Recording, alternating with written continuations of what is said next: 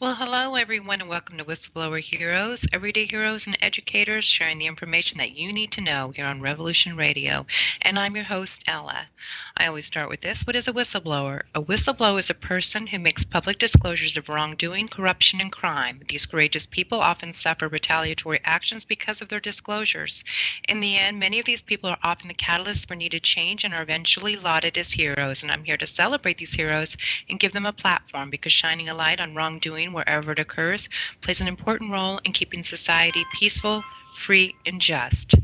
So today I have an intriguing guest. I have with me a Mr. Frank Snepp.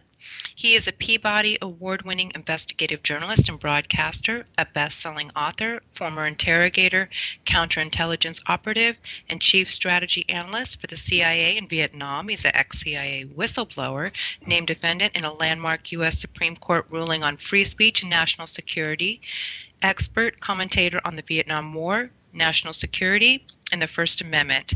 And he's got quite the resume, so I'm going to go through some of it with you at least.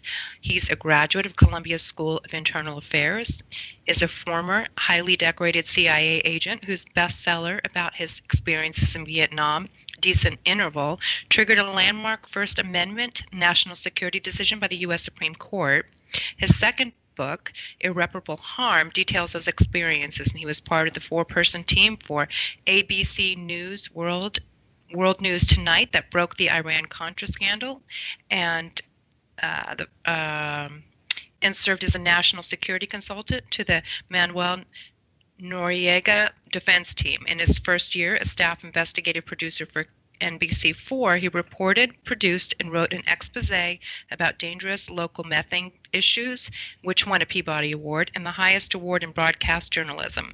And his first book, Decent Interval, it was his celebrated bestseller about the fall of Saigon. And his second book, as we discussed, Irreparable Harm, is the inside story of the landmark U.S. Supreme Court decision, U.S. versus Snepp, which defines the legal risks and First Amendment rights of U.S. intelligence employees turned whistleblowers in national security cases, including Edward Snowden.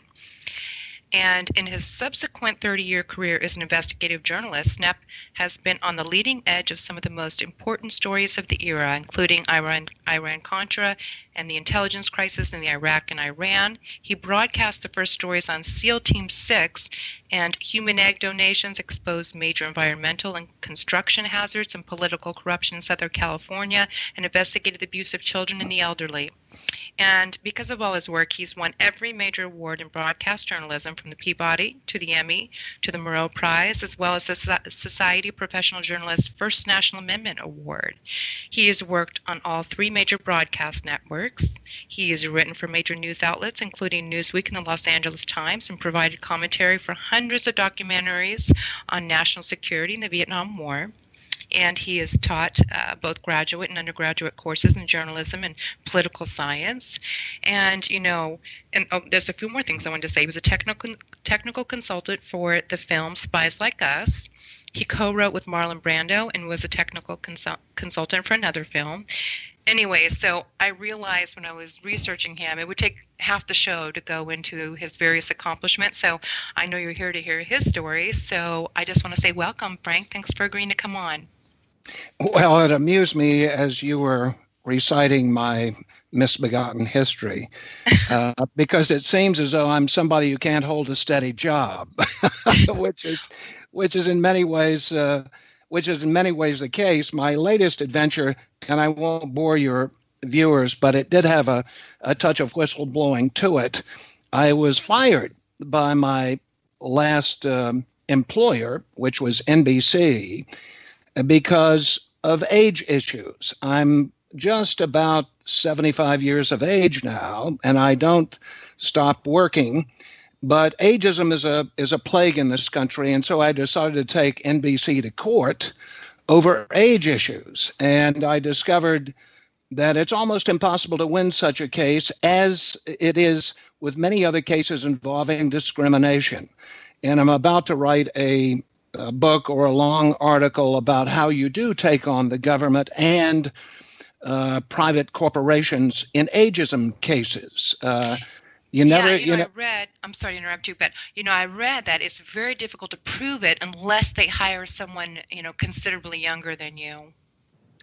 Well, the cases are very nuanced because one of the things you have to do to win against your opposition is bring in people to testify on your behalf, and almost everybody from the government to private industry now has employees sign non-disclosure agreements. The enforceability of which was certified in the U.S. Supreme Court decision involving yours truly. In any event, what that means is that many witnesses cannot speak openly about what they have seen while they were employed along with you. Mm-hmm. And I discovered a way to break through or to puncture those non-disclosure agreements, and this would go for Stormy Daniels' non-disclosure agreement as well. You subpoena them. You subpoena people under those silence or hush orders. You bring them into court, and you can force them, cause them to dodge the non-disclosure agreement and speak freely. And that's one of the ways you can advance an ageism claim, a sexism claim, a racial discrimination claim in court. Mm-hmm. Yeah, and I know, you took on the government, and you took on this, huge media corporation, and, I applaud you for doing so. And do you mind, I kind of want to go back to your first career in the CIA, and you can share it with people about, this First Amendment issue you had. And, I just think it's very compelling. So, would that be okay with you to start at that point? Okay, sure. Great. And I was just reading yesterday. I just found this book. It was very fascinating. It is a book by Glenn Carl. I don't know if you're familiar with it. It's The Interrogator. And it was interesting because you were coming on, which, and I know that was part of your job description as well. So it's very fascinating to me. So maybe that's why I'm kind of interested in sharing that with the audience, if you're comfortable with that. Oh, absolutely. Okay. Yeah, I was brought up in the South during the period of the civil rights movement, and yet from a very conservative background. And I was fodder for the CIA. I was in Columbia School of International Affairs. One of my professors came to me and said, "You're too stupid to go into the State Department, but how would you like to be a spy?" This was in 1968. The Tet Offensive had just crested in Vietnam. The student protests in the United States were reaching their peaks. And I was facing the draft. And my professor said, if you join the CIA, you can avoid the draft and Vietnam. And I thought that was a great idea. And I joined. And one of my new pals in the agency, as a practical joke, put my name in for an assignment to Vietnam without telling me. And I was accepted overnight because they were hurting for warm bodies in Vietnam, and off I went. And I was there almost longer than any other CIA guy I knew, about 5.5 years. And I rose to become an interrogator and the senior CIA strategy analyst at the end. I was one of the last CIA operatives to come off the roof of the embassy in the last moments of the war. I want to go to the interrogation issue. I was assigned in 1972 to interrogate the highest ranking prisoner we had ever captured. His name was Nguyen Van Thai. He was a very bad dude. He had led attacks on the U.S. Embassy. And we had kept him in solitary confinement for 2 years when I was assigned to take over the interrogation. And I say this because it was the first glimpse I had ever had of what I would call, and what everybody else now calls, torture. He was in solitary confinement. He never saw the light of day. He was in a snow-white room, and his meals were served at odd hours so that he could never tell the time of day. He never saw outside, never saw the sun. Mm-hmm. He was in deprivation of an extreme variety. The South Vietnamese would come in periodically, the guys who were in charge of his cell, and they'd beat him up. And I put a stop to that and tried to engage him in a dialogue. Incidentally, if any of your viewers have read the book called The Sympathizer by Viet Thanh Nguyen, it won a Pulitzer Prize. It's based on my interrogation of Nguyen Van Thai. In any event, as time went on, this was 1972, right before the ceasefire agreement, I did make some progress with him, largely because I discovered that his father, he had betrayed his father, which was a no-no in Vietnam. If you were Vietnamese, you were very close to family, and this guy wasn't. And I began to break him down. Well, what happened was when I wrote about this interrogation in my later book, my post-career expose, I spent a lot of time discussing the torture, the way this guy had been treated.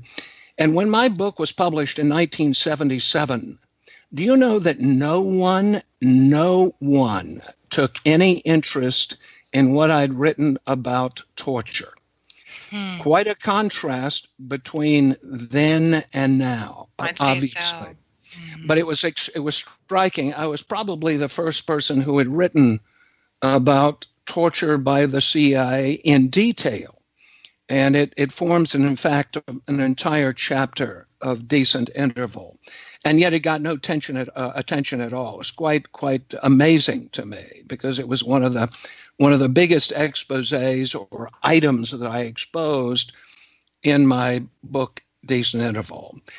In any event, what happened to me in the agency, and the reason for my disaffection, is that it quickly became apparent as I rose in the system, by the way, out of no talent. I could not speak Vietnamese. I was simply a warm body. But I could write very fast, and that was intriguing to my superiors. And I was very polite and very Southern, and I was the guy that went along to get along. But as I did this, I began to discover that the cruelty and the dishonesty which were rife within the agency at the time simply couldn't be justified by the product. In other words, we were not delivering the truth. And that, as time went on, became corrosive and undermined my fidelity to the agency, not to the idea of good intelligence making a difference, but the idea that what we were doing would facilitate that. So are you saying that you didn't find that these techniques worked? Because in the book I was reading yesterday, he basically said that, anything like enhanced interrogation, it doesn't provide accurate critical information, and that... No, absolutely not. It doesn't. And I don't care who tells you it does.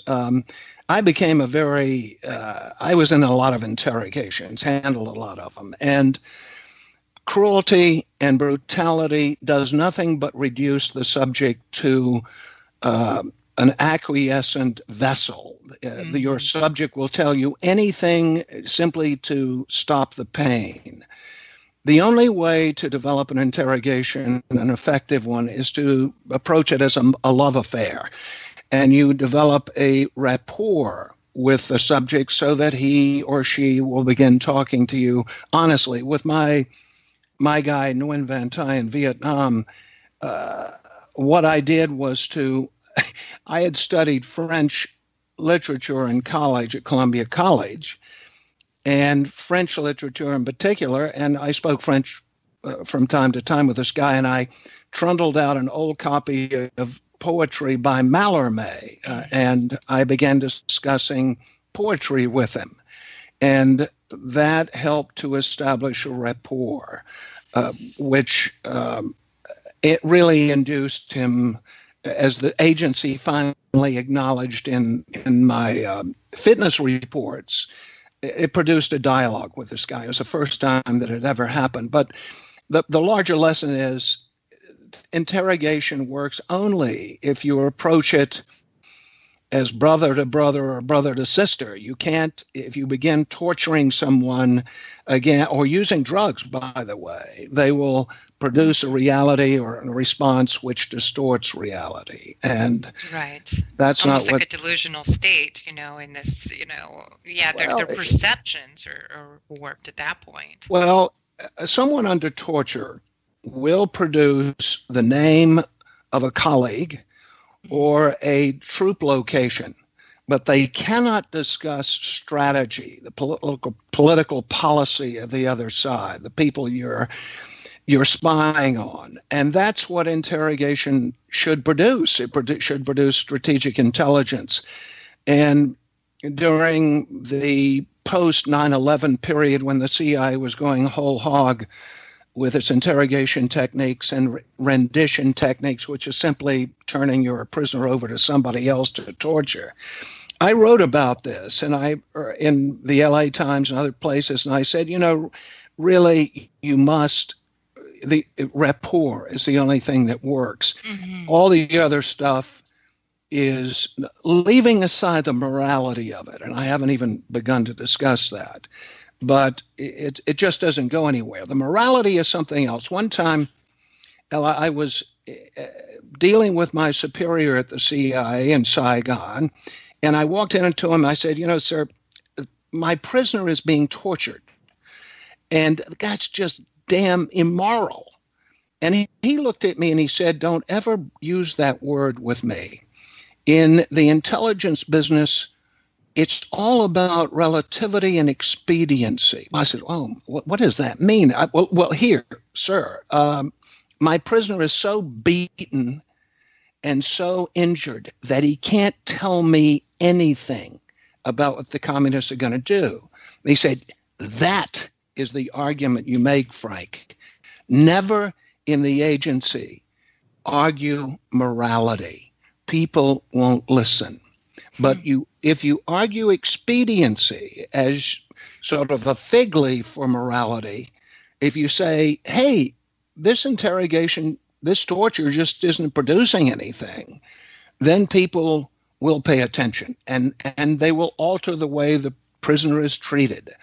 And that was a very important lesson because people today, young people going into the intelligence business or almost any other business, they're steeped in the morality of things, as they should be. But the hard truth is morality is a tough argument in the government and in the intelligence business. I would imagine that, there's a lot of ambiguity, and you have to be one of those people that are able to live like that and live with that. I mean, I can't even imagine, this, you were interviewing this guy who obviously has done horrible things, and you have to be pleasant with him. I mean, that duplicity, I don't know if that's the right word, but it seems, very difficult. I mean, from a normal person's standpoint. So what's your opinion on that? Well, if you're a good interrogator, you have to know almost more than the prisoner does, than the subject does. And it is extremely grueling and hard work. And one uses generally a technique I call the jump cut technique, which means that you go into the interrogation, you begin discussing one thing and suddenly you cut to another subject. So by the time you're finished with your interplay with the subject, he's so confused about, or she is, about what has been said before. And you can say to him, well, as you told me before just a few minutes ago, and in fact, he hasn't told you any such thing, but you have so confused him that he will begin acknowledging things, believing he's already told you about them. Mm-hmm. But what this means, Ella, is that it is extremely time-consuming preparing for these sessions, and no one I know, forgive me, a phone just rang. No one I know will really spend the time doing it. And anyway, this is much more I know that your audience wants to hear. They probably want to know that people like me and my successors in the agency know a lot about or pay a lot of attention to morality. Again, if I get anything across to your audience, it is that morality doesn't work in the hard scrabble, the the environment of the intelligence business. You have to be very hard-nosed and very pragmatic in making moral arguments.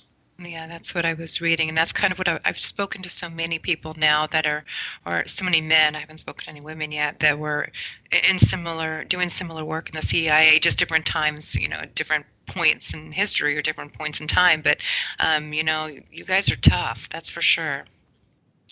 Well, what happens in the intelligence business is that they convince you that you are doing the angel's work, that ye shall know the truth and the truth shall make you free. That's the motto of the CIA, drawn from the Bible, which is inscribed in the foyer of the CIA headquarters. And I really believe that. I believe that if you go out and you generate the truth and you do your best to get it to policymakers in Washington, that's good.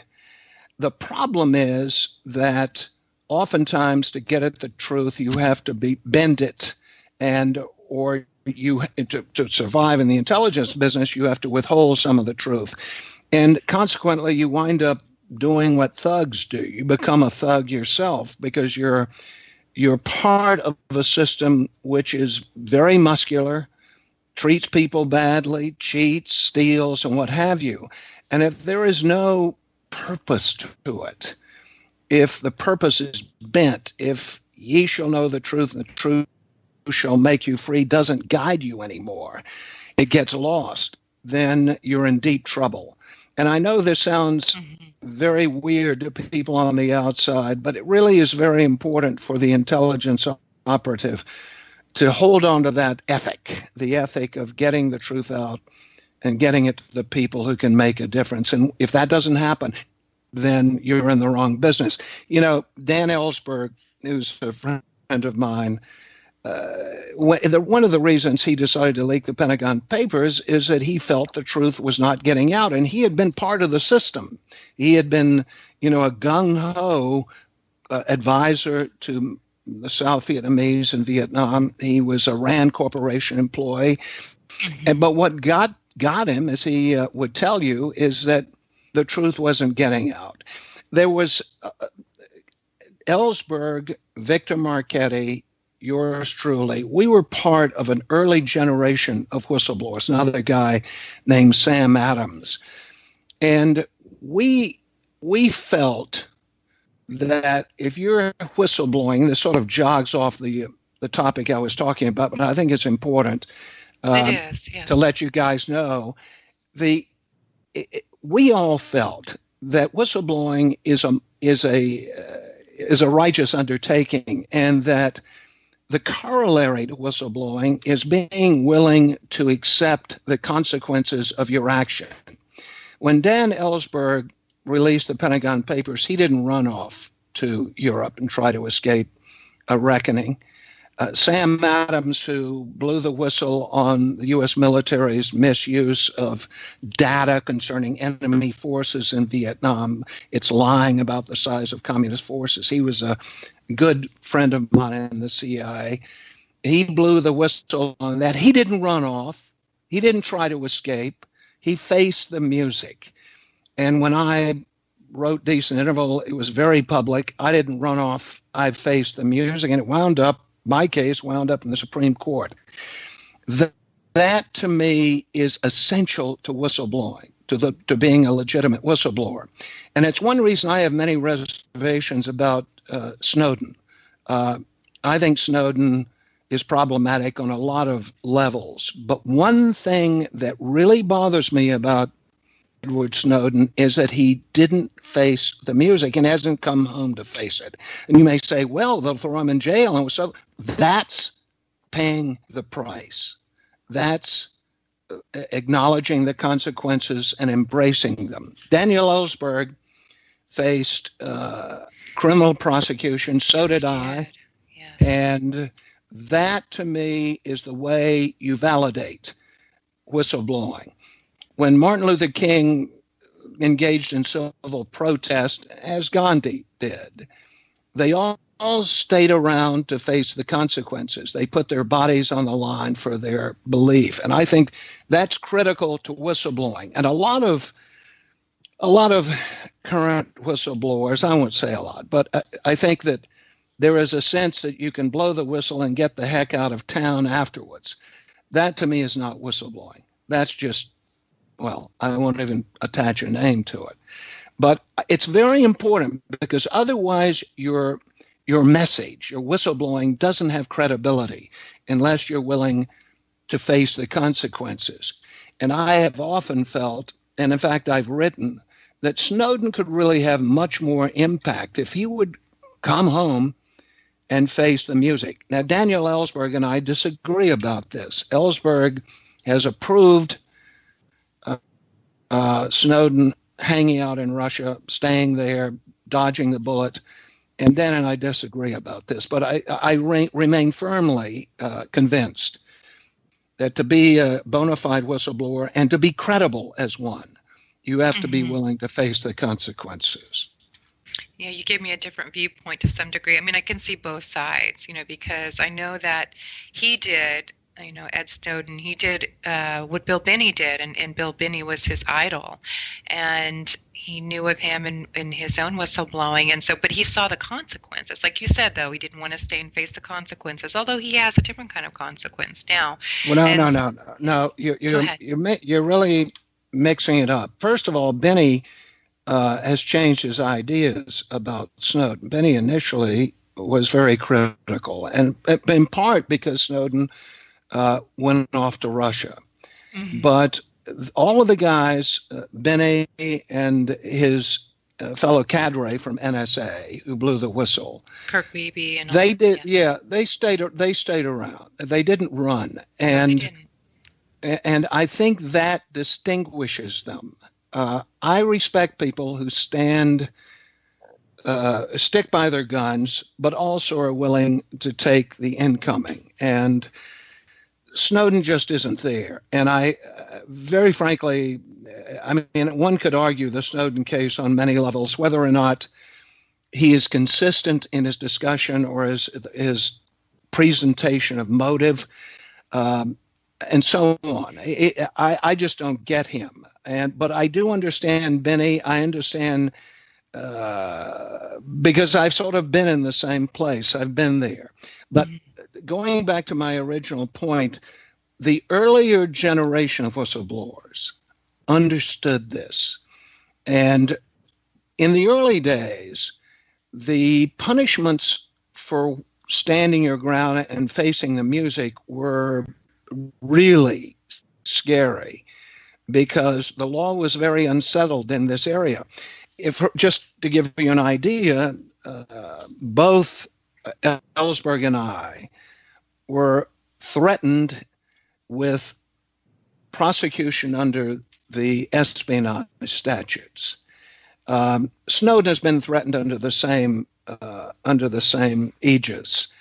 But in the early days, the law had been applied to whistleblowers so arbitrarily and unfairly. For instance, when I published Decent Interval and I was taken to court, and this was civil court, finally the government decided that I had not blown any secrets, but they were going to punish me anyway. And that's what made my case a First Amendment case, because the government, and I repeat, actually stipulated that my whistleblowing didn't involve the exposure of any secrets.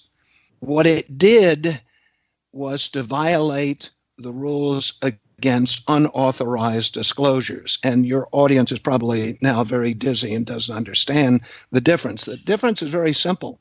The very act of whistleblowing was deemed to be wrongdoing in my case, and that's what the Supreme Court upheld.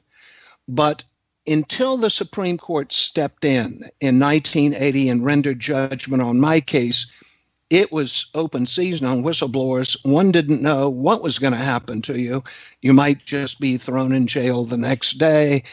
Certainly you would be subject to the most incredible attacks, threats. I was fearful for my life at various times.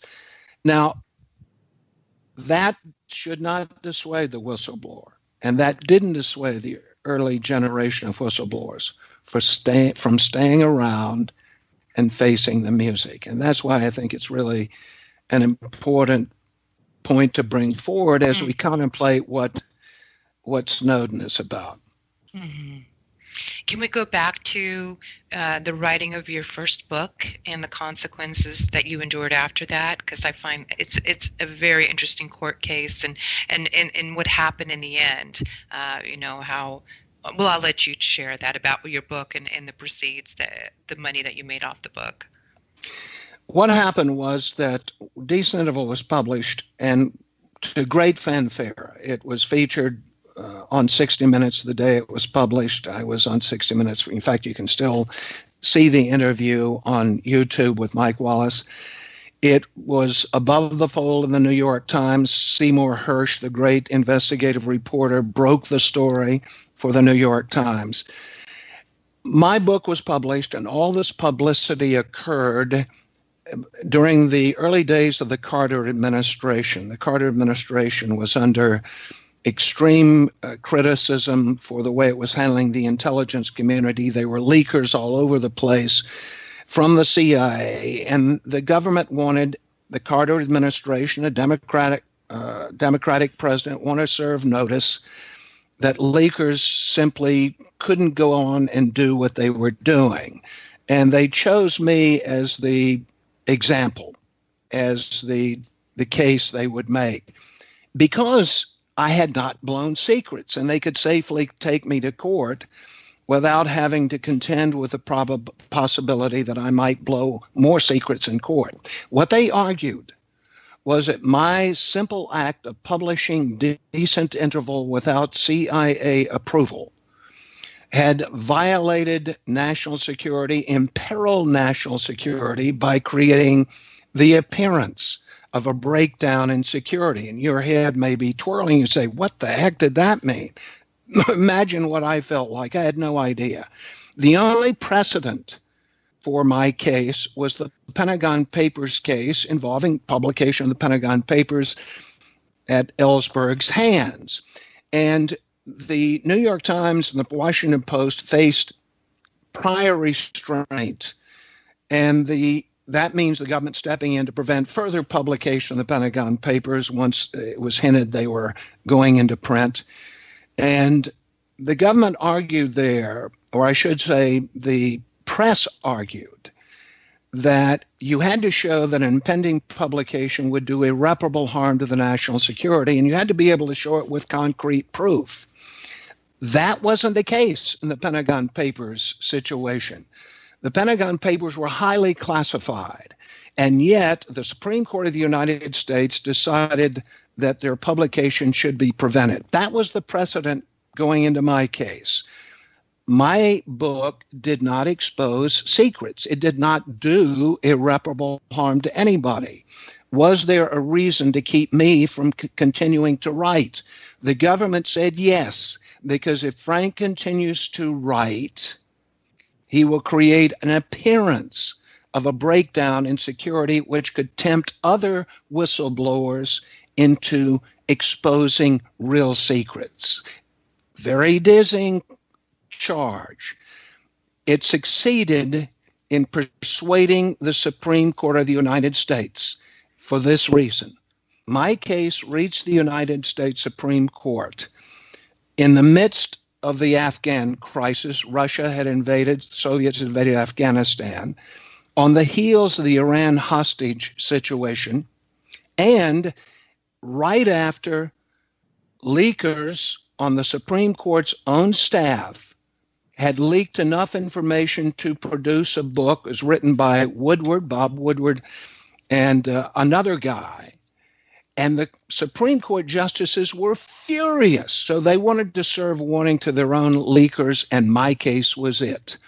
My case was decided summarily, one of the few cases in Supreme Court history which was decided without the government or my lawyers, the lawyers for the plaintiff or the defendant in this case, having a chance to argue their case. I never went to the Supreme Court. The Supreme Court justices decided my case by reading the newspapers, decided it summarily, and they ruled that I had irreparably harmed the national security by publishing a book that had no secrets, but that had not been approved by the CIA. They gagged me for life. So everything to this day that I write must be cleared with the CIA, and they seized and continue to seize everything that I earn from Decent Interval. My story is currently being made into a movie, is being developed by Ink Factory, which is a British movie company. All my profits from this undertaking go to the U.S. government, even today, even though there is no evidence that I ever really imperil national security. There's no evidence that a non-secret book like mine would imperil the national security. And yet, because of the atmospherics, the politics surrounding my case, the Supreme Court was stampeded in issuing its ruling. Now, the important thing is not what happened to me. The important thing is what happened to the First Amendment. And this is what happened. The ruling in my case upholds the enforceability of non-disclosure agreements, even if no secrets are at stake, even if the material that must be kept confidential is not secret. And that means, well, what happened after my case, the Reagan administration came in and imposed secrecy agreements on everybody through the U.S. government, throughout the U.S. government, including the National Forestry Service. Every succeeding president has used secrecy agreements to keep the lid on leakers. And it is much more dangerous to leak today than it was when I published Decent Interval, precisely because of the ruling in my case. And here's one other indice. Edward Snowden faces criminal prosecution under the espionage laws if he comes back and faces the music, and a Snepp lawsuit because he violated his secrecy agreement with the CIA, his non-disclosure agreement, by publishing his NSA-related materials without approval, regardless of whether or not they were classified, properly classified or not. So the ruling in my case provided the government with one additional weapon, in addition to the espionage laws, that can be used against whistleblowers and leakers. And if that wasn't crazy enough, the ruling in my case allows for private corporations to use non-disclosure agreements to keep their own employees silent and to threaten the press. Example, Jeffrey Wiggin, who was an employee of Brown and Williamson, the cigarette company, blew the whistle on Brown and Williamson's claims that nicotine is not dangerous. He blew the whistle in an interview on 60 Minutes. Using the ruling in my case, Brown and Williamson threatened 60 Minutes as well as Jeffrey Wiggin, and said to 60 Minutes, if you go ahead and broadcast this interview that you've taped, if you do that, we're going to seek damages against you under Frank Snepp's ruling in the Supreme Court. So in case, again, your eyes are glazing over, what this meant was that the ruling in my case could be used by private corporations to silence their whistleblowers and to threaten the whistleblower's enablers. Anybody who assists a whistleblower, like a publisher, like 60 Minutes, they can be threatened with basically the charge that they are co-conspirators in assisting the whistleblower. So the ramifications of Snepp versus the United States, the Supreme Court ruling against me, are extensive. Stormy Daniels trying to get out from under a non-disclosure agreement imposed on her by President Trump's campaign when he was a campaigner. his lawyer. The enforceability of that agreement derives from my case. James Comey, who is the former FBI director now in battle with the president, is being accused by President Trump, of having violated a non-disclosure agreement, his FBI non-disclosure agreement, by passing a memo of the conversation Comey had with the president to a friend at Columbia University, who then passed it to the Wall Street Journal. The ruling which enables Trump to claim that Comey has violated an obligation is the ruling in my case. So you can see, and by the way, this isn't my opinion, Alan Dershowitz, who is one of my lawyers, recently said as much on Fox Broadcasting. So the ruling that came out of an act of whistleblowing, the ruling in Snepp versus the United States, has massive ramifications for whistleblowers, for anyone who would speak out of turn. Stands for the enforceability of non-disclosure agreements. Yeah, you've set a precedence. So after, what was your thoughts when did you expect that you were going to lose that case? I thought that we would win. You did? Okay. Yes, I didn't expose any secrets under the Pentagon Papers ruling. Secrets had to be at stake if prior restraint or punishment was to be meted out. And I hadn't done that. The American Civil Liberties Union, Alan Dershowitz, who was my lawyer at the time, all believed that the Constitution was on my side. The Supreme Court carved out an exception to the First Amendment in my case. And it remains with us today. And the big problem, which people don't seem to realize, when Congress said, or not Congress, but when the founders wrote the First Amendment, they said Congress shall pass no law abridging freedom of speech. And everybody thinks that means, okay, we can say things that are unclassified without fear of punishment. That's what changed in my case. And that's why it puts whistleblowers, even whistleblowers who don't betray company secrets or government secrets, at great risk. Because if they're under non-disclosure agreements, they can be punished regardless. And I did not expect to lose. But one of those side benefits of being beaten to death by the government is that I became pretty versed in constitutional law. So, and this is another thing I wanted to talk about with you, Ella, because you're dealing with whistleblowers. I decided not to become a professional whistleblower. That is to say, someone who constantly dwells on having been a whistleblower.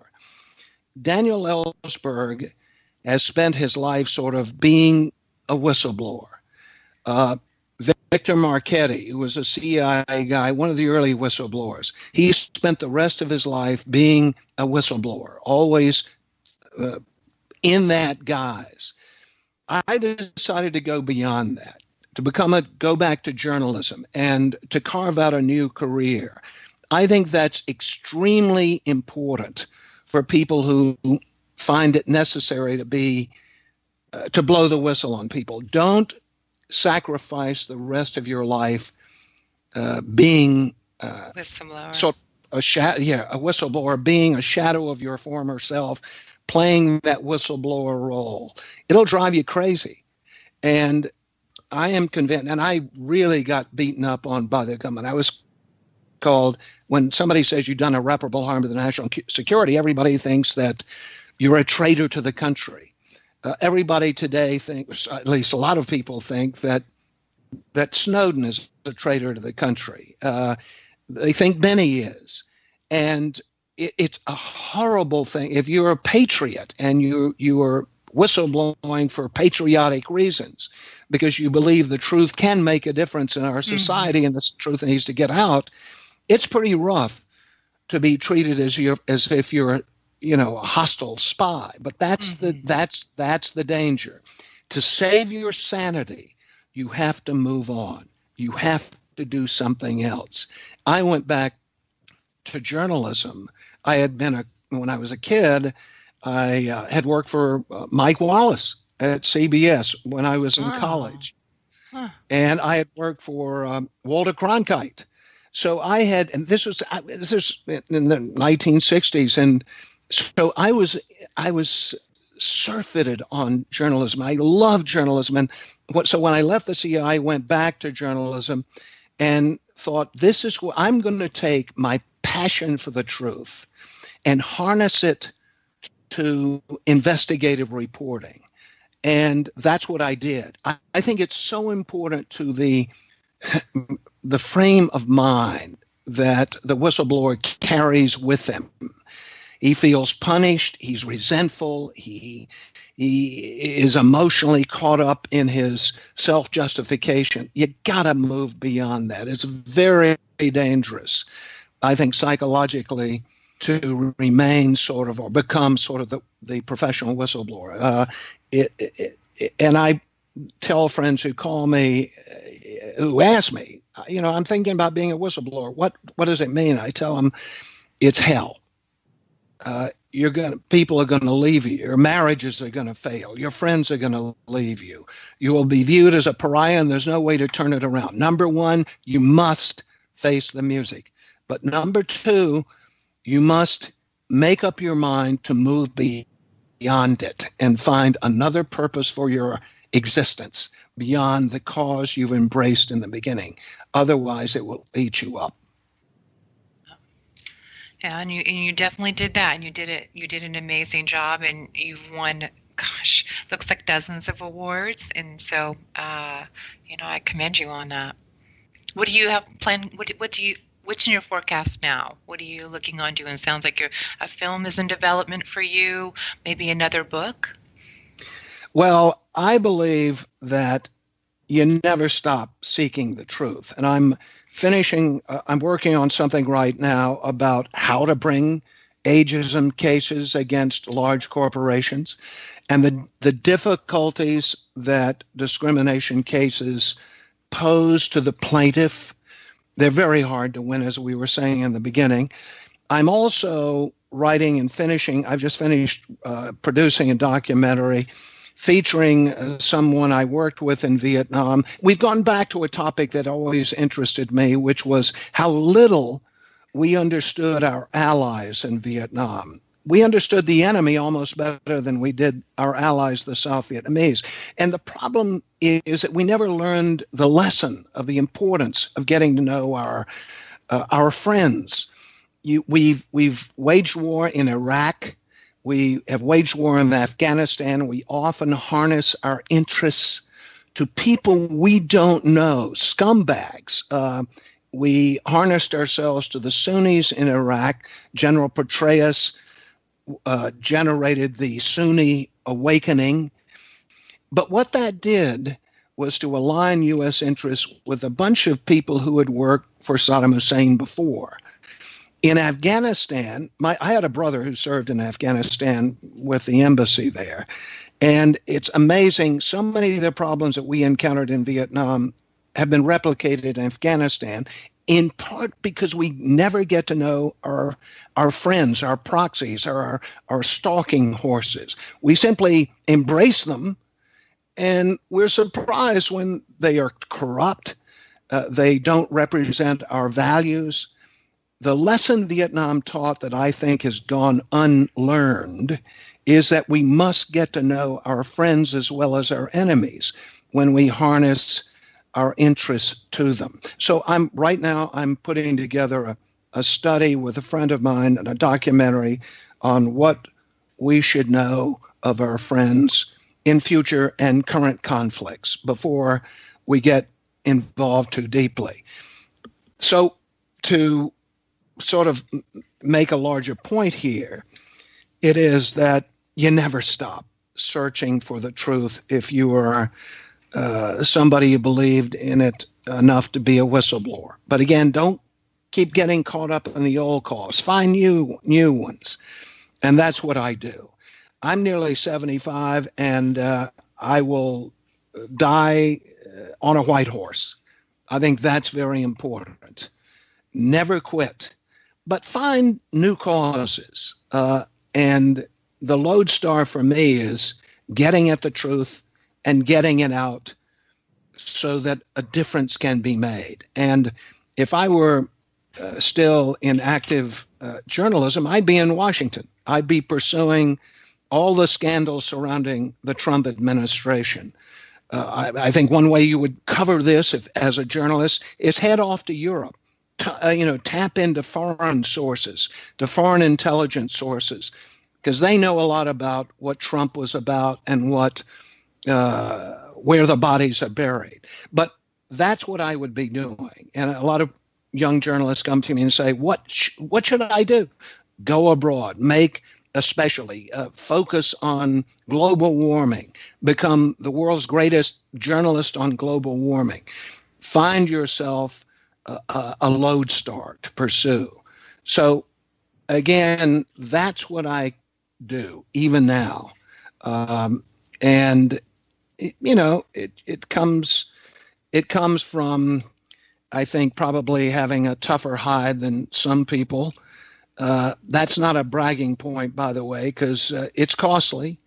I waited very late in life to have a kid, and I've been through 3 marriages, because who in the world is going to hang out with a guy like me who goes from one cause to another? I never care about money. It's always about getting at the truth. That, to me, is the reason for being. Yeah, it's so much more than money anyways. It'll just take you down the wrong path. And, but that's so easy for me to say. And, I'm fairly comfortable. But, I think that takes a lot of courage to do that as well. But, I'm sure it feels really good to go down the path you're going. Well, it's not whether it feels good or bad. It's just it has to be done. And you were talking to me off air. You said, and I won't go into your private matters, but you were saying that you had done something extremely tough with respect to taking care of someone. And that's very brave. And you've proven yourself to be one of the people with a lodestar and you pursue it and you're true to it. And so I can understand why you have this show, because just listening to you off air, I can appreciate, you're a searcher for truth. The French have a word for it. It's called philosophe. It's the person who tries to get under things, to get inside and to do the right thing. And so you found your calling, which is to have this platform for exploring what whistleblowing is all about. Mm-hmm. And I just know the consequences. And, the first whistleblower I ever really spoke to was Bill Binney, and it was on a different podcast. And I was just, these are the people, these are the people that I want to pay tribute to. These are the people I want to speak with. These are the people that need to be shared.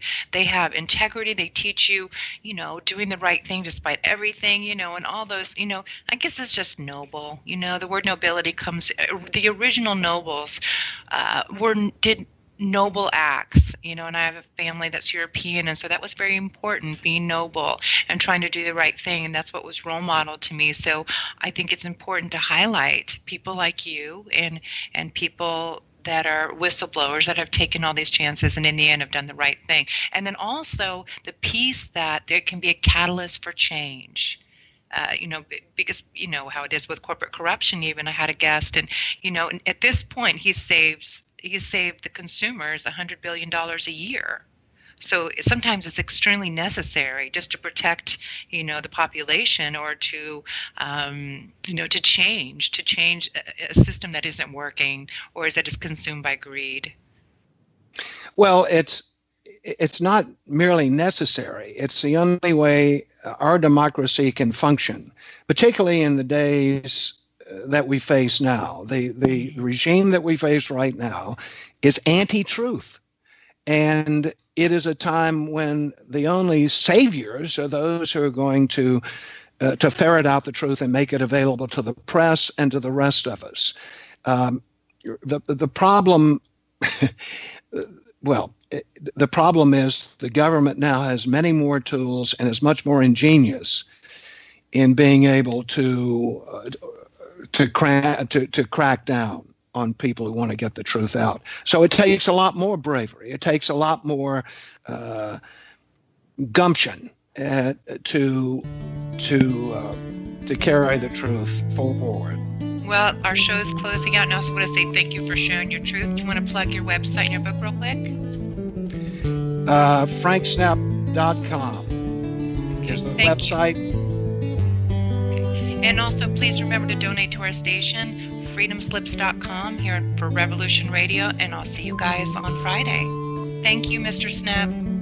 You bet.